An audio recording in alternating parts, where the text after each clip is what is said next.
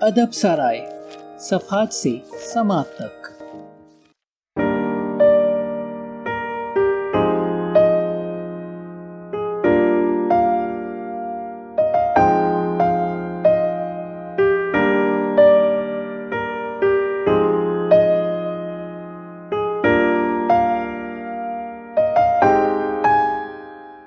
اب تک کے ساتھ اور تعاون کا شکریہ، مزید تعاون کے منتظر۔ ادب سرائے، راجہ گدھ، بانو قدسیہ، قسط نمبر 34۔ میں مال روڈ کی طرف سے جناح باغ میں داخل ہوا۔ رات کے وقت منٹوگمری ہال جنات کا محل لگ رہا تھا۔ میں نے باغ میں جانے سے بہت پہلے موٹر سائیکل کا انجن بند کر دیا اور کینٹین کے قریب اسے پارک کرنے کے بعد میں بائیں جانب مڑ گیا۔ کافور کے درخت تلے عجیب قسم کی خوشبو تھی۔ سارے باغ میں جینگڑوں کی آواز اور جگنوؤں کی ٹمٹماہٹ تھی۔ باغ سے ایک خاص قسم کا خوف پھوٹ پھوٹ کر ساری طرف پھیل رہا تھا۔ میں چھتنارے کافور کے درخت تلے لیٹ گیا۔ ہوا میں موت کی خوشبو تھی۔ میرے معدے میں تیزاب پھینٹا جا رہا تھا اور منہ کڑوے کھیرے کی مانند تھا۔ میں کچھ بھی سوچنا نہ چاہتا تھا، پھر بھی یادوں کی چونٹیاں میرے جسم پر تیر رہی تھیں۔ آہستہ آہستہ میرے تمام رونگٹے کھڑے ہو گئے اور مجھے لگا جیسے میری نکسیر بہہ رہی ہے۔ شادی سے چند دن پہلے مجھ میں 2 خواہشیں آگہی کے ساتھ ابھری تھی۔ ابھی مجھ پہ یہ حقیقت بھی کھل رہی تھی کہ انسان جب تک چاہے جانے کی، رب بننے کی آرزو رکھتا ہے، وہ کبھی آزاد نہیں ہو سکتا۔ چاہا جانا اور آزاد رہنا صلیب کے بازو ہیں جن پر آدمی مصلوب ہو جاتا ہے۔ جب تک انسان میں ہلکی سی خواہش بھی ہو، وہ تابع رہتا ہے، خواہش کی وجہ سے قیدی ہوتا ہے، کبھی حاکم نہیں ہو سکتا۔ خواہش سے آزادی کیوں کر ممکن ہے؟ کیوں کر؟ کیسے؟ موت سے پہلے موت، زندگی کے ساتھ زندگی کی نفی، آخرت نجات سے پہلے کلی فرار۔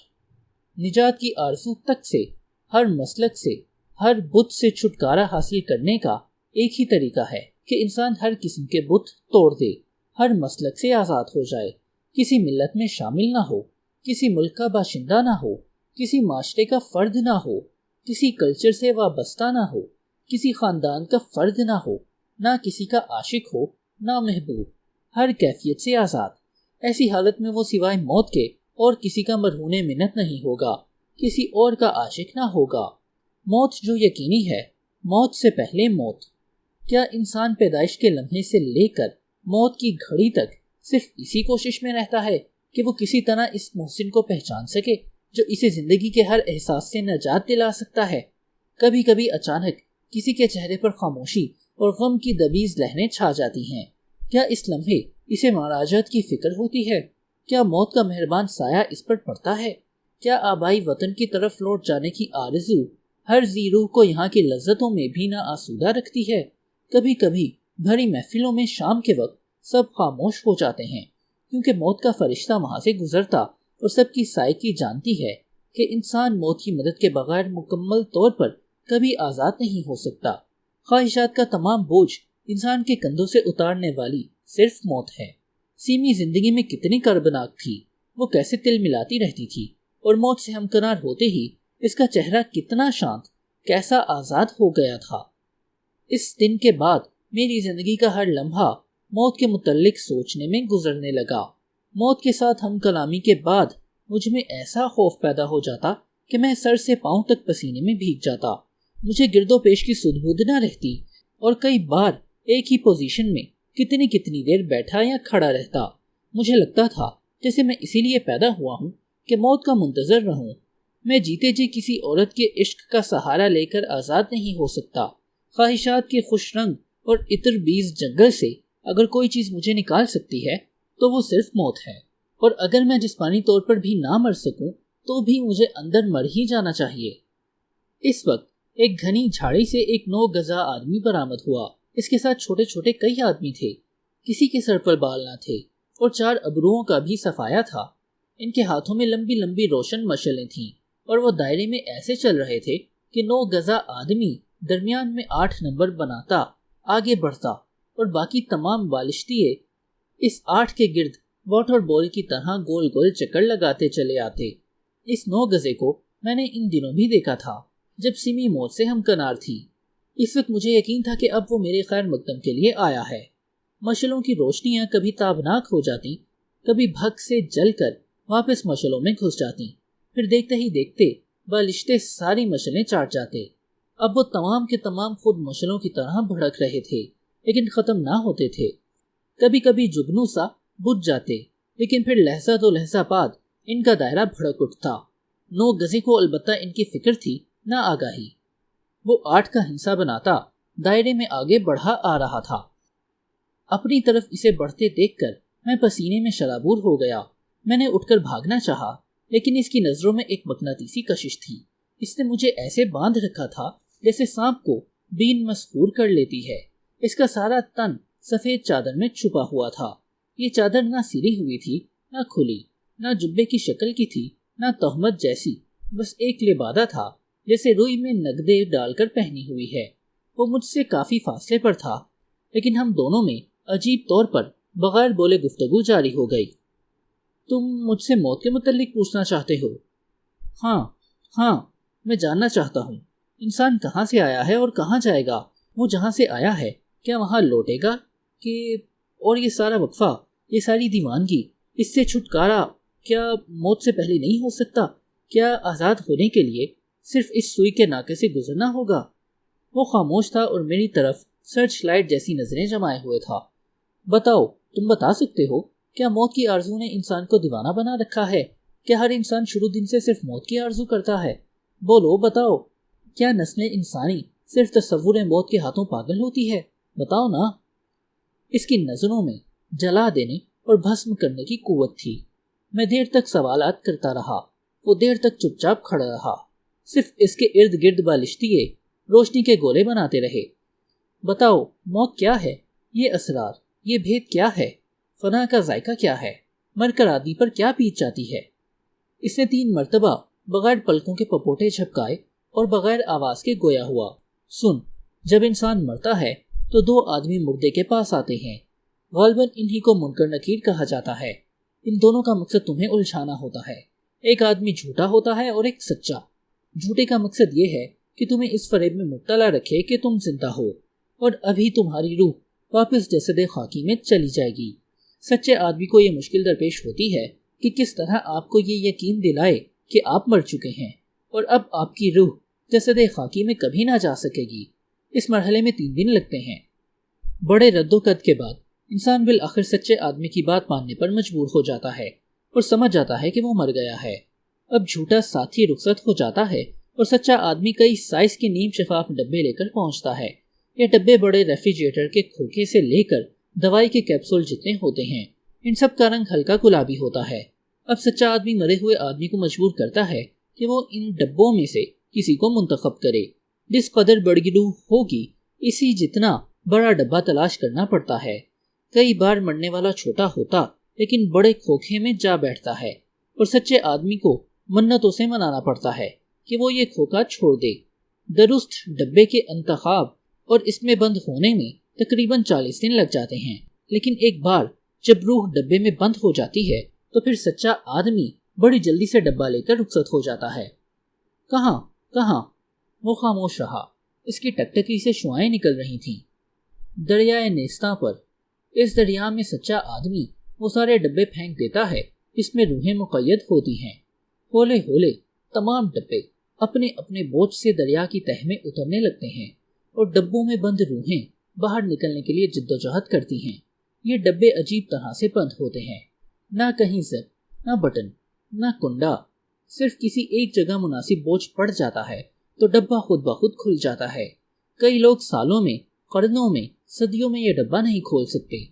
کئی پہلے غوطے میں کچھ ایسے اطمینان سے بوجھ ڈالتے ہیں کہ کھٹاک سے ڈبے کا منہ کھل جاتا ہے اور روح تیر کر باہر نکلتی ہے، اور کائی جمی سطح کو کاٹ کر باہر نکل جاتی ہے۔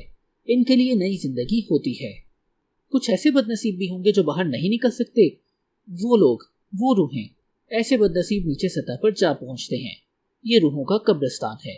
یہ روحیں قیامت تک وہیں رہیں گی، روز جزا تک۔ یہ وہی بند سپیوں کی طرح منتظر رہیں گی، کوشش کرتی رہیں گی لیکن باہر نہ نکل سکیں گی۔ پتہ نہیں کیا بات ہوئی کہ میں کافور کے درخت تلے سے اٹھا اور بھاگنے لگا، گول گول دائروں میں، کبھی گراؤنڈ کے اندر، کبھی سڑکوں پر، کبھی درختوں کے گرد۔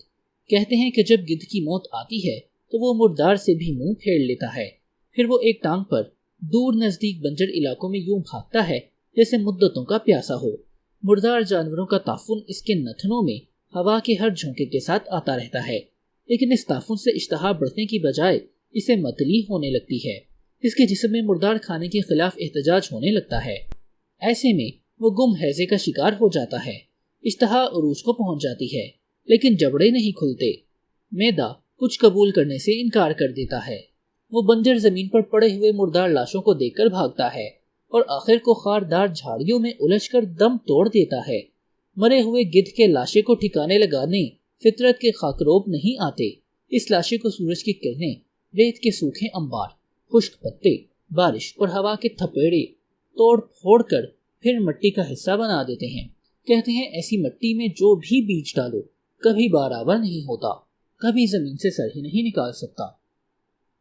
جب میری آنکھ کھلی تو میں ہسپتال میں تھا۔ کچھ دیر تک میں اپنے ارد گرد کا صحیح جائزہ نہ لے سکا۔ دھوپ بہت تھی، ماحول نیا تھا۔ میرے بازو میں گلوکوز کی ڈرپ لگی تھی اور سامنے کرسی پر روشن بیٹھی تھی۔ روشن سے کوئی یقینی تعارف نہ تھا، شاید میں اسے پہچان ہی نہ سکتا اگر اس کے ساتھ دائیں بائیں بھائی مختار کے دونوں بچے کھڑے نہ ہوتے۔ بھابھی سولت میری پائنتی بیٹھی تھیں اور منہ میں کچھ پڑھ رہی تھیں۔ اب طبیعت کیسی ہے؟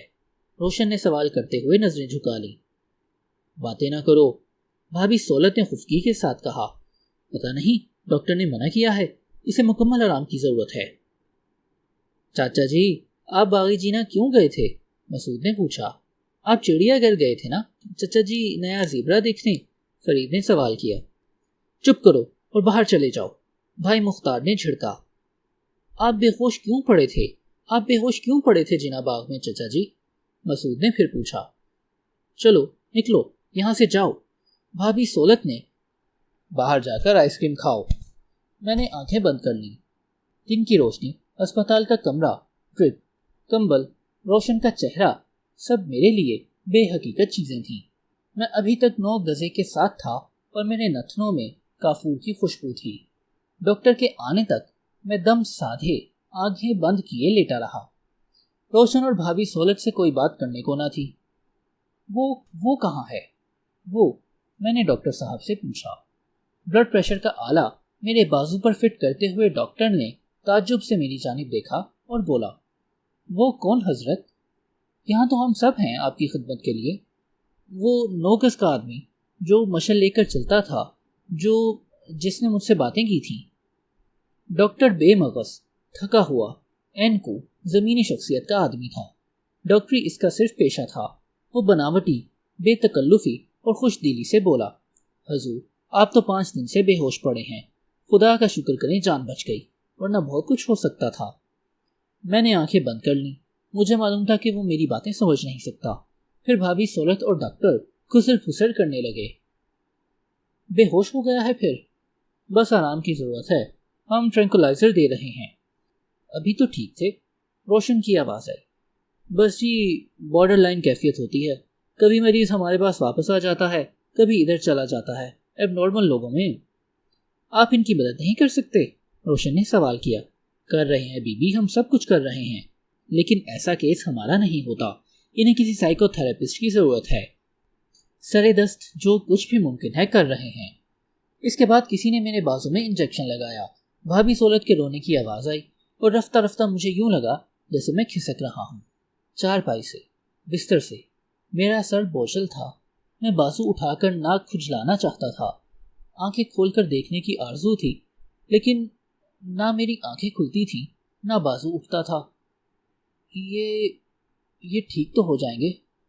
یہ روشن کی آواز تھی اور اس آواز کے ساتھ میں دوبارہ نیند کی آغوش میں چلا گیا۔ ادب سرائے۔